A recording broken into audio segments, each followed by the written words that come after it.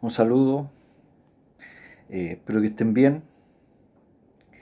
Hoy día vamos a ver eh, los primeros filósofos, que eran lo que estudiaban estas primeras personas que nosotros hoy día llamamos filósofos, que la humanidad los conoce como tales.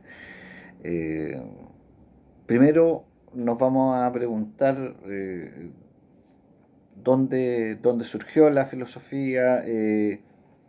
¿Cuándo? Lo sabemos, la filosofía surge, lo dijimos, en el siglo sexto antes de Cristo, en Grecia, pero la verdad es que no surge en el territorio de lo que es la Grecia moderna, sino que surge en una ciudad que era una colonia de Grecia,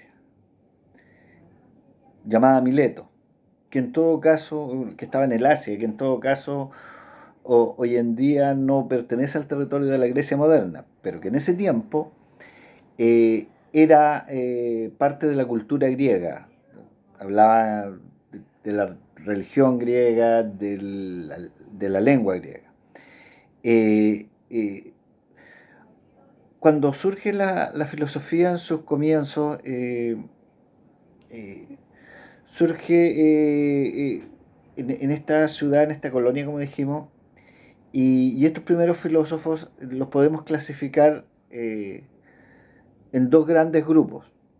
Esta clasificación es bastante antigua, corresponde a un autor llamado Diógenes Laercio, un autor del siglo segundo después de Cristo, que escribe un libro que se llama Vida y Doctrina de los Grandes Filósofos, y agrupa a estos primeros filósofos en una escuela, así la llama él, científica, que es la que vamos a ver ahora, y una escuela religiosa liderada por Pitágoras.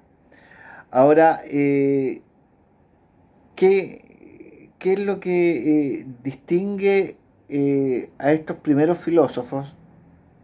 Eh, ¿Por qué los llamamos así? ¿Qué los distingue de otros sabios de la época?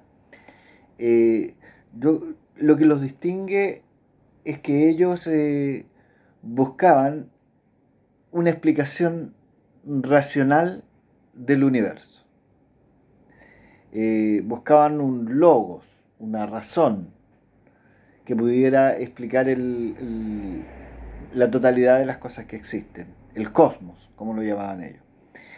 Eh, y este cosmos, este universo, en este primer grupo, lo identificaban con la naturaleza.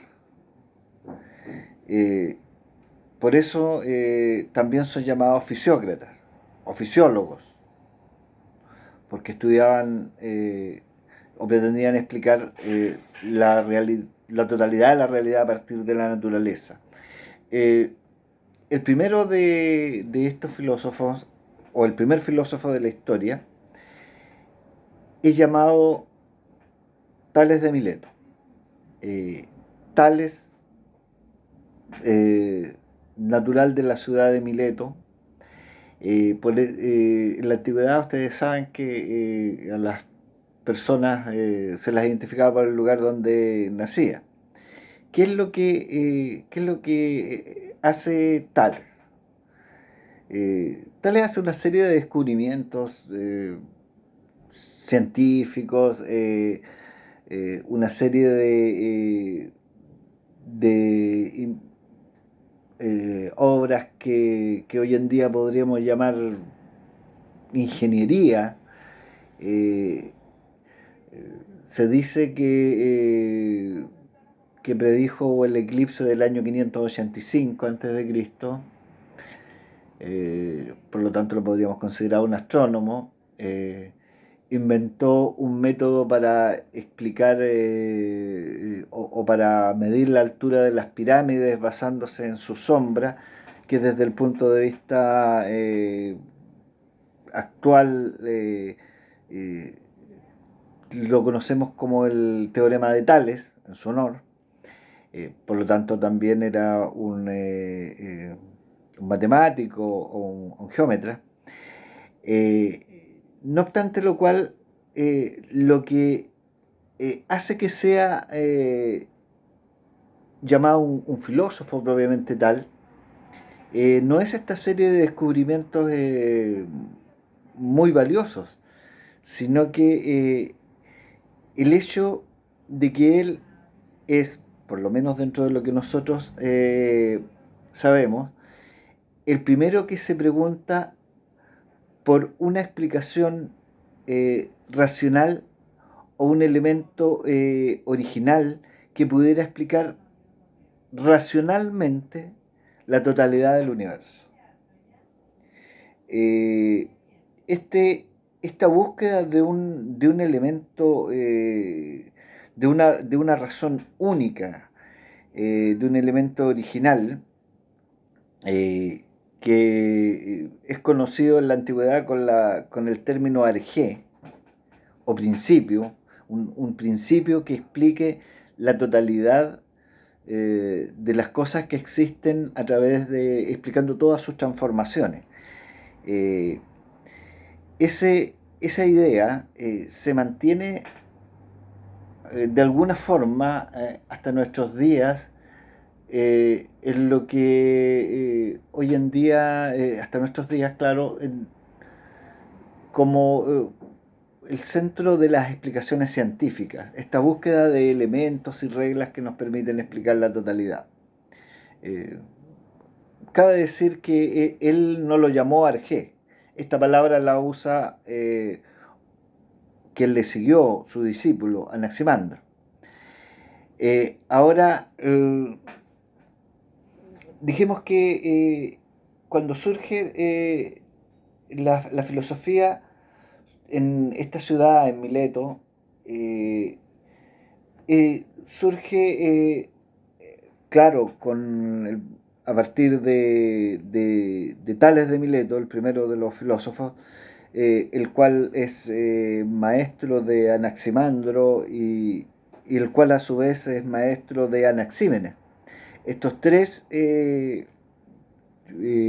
primeros filósofos forman la llamada escuela científica o de Mileto. Eh, el nombre escuela quizás no corresponda mucho, o sea, sí, no tenían una institución propiamente tal, simplemente era una cadena de maestro a discípulo. Eh, Posteriormente, otros sabios van a formar sí, una escuela, por ejemplo, la Academia de Platón. Eh, Ahora, ¿qué es cuál es la pregunta que se hace Tales de Mileto y cuál es la respuesta?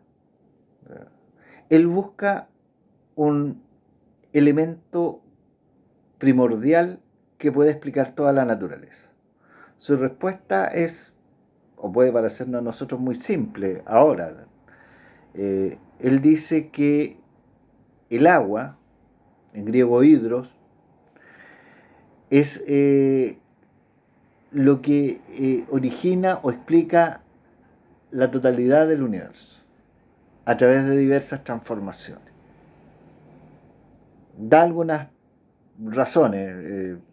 Primero que el agua es de los elementos naturales el único que puede estar en los tres estados de la naturaleza, gaseoso a través del vapor, líquido, obviamente el agua propiamente tal, o sólido a través del hielo, cuando logra transformarse en hielo.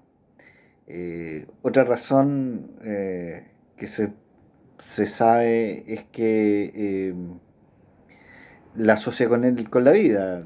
Nosotros sabemos que para los griegos la naturaleza era fundamentalmente algo vivo. Entonces dice Tales de Mileto que el agua es el elemento que principalmente está asociado con la vida y por eso dice, con razón, que los primeros seres vivos surgieron del mar. Eh, en todo caso, da otras explicaciones, habla de que el agua sufre dos transformaciones. Por un lado, la condensación a través de la cual se va formando, se va solidificando y se va haciendo cada vez más fría, explicación física, eh, o su movimiento opuesto lo llama rarefacción, es decir, como el agua se transforma en vapor y así se asimila a los elementos calientes, y a través de estos dos procesos se va transformando en los demás elementos del universo. Y estas explicaciones físicas, yo creo que hoy en día no tienen tanta validez. Por supuesto, nosotros sabemos que no bastan esas explicaciones para explicar, para dar cuenta de la totalidad de las cosas naturales. Sin embargo, lo central que debemos retener es que en esta época tan antigua, él Tales de Mileto busca una explicación racional, es decir, un logos, una razón de todo el universo. Y no se contenta con las explicaciones míticas. No se contenta con hablar del matrimonio entre los dioses. Eh, Eso es lo que lo distingue de los demás sabios religiosos, y el hecho de que eh, no busque un fin práctico, sino una explicación de la totalidad del universo, es lo que lo distingue de los demás sabios prácticos que vivían en su época. Y esa es la razón por la cual hablamos de él como el primer filósofo de la humanidad. Muchas gracias.